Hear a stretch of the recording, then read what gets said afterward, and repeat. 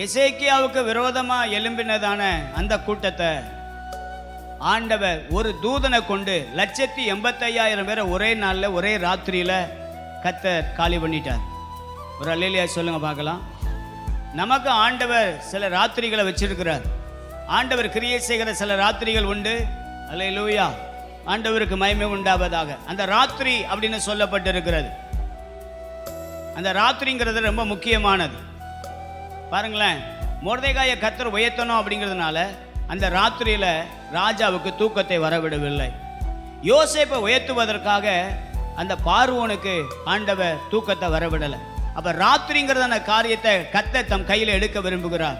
மனுஷர்கள் எல்லாரும் தூங்குகிற நேரத்துல தேவனை நம்பி இருக்கிறதான கர்த்தருடைய பிள்ளைகளுக்காக அவர் தூங்குவதும் இல்லை உறங்குவதும் இல்லை என்கிறதான வார்த்தையின்படி அவர் நமக்காக கிரியை செய்கிறார்.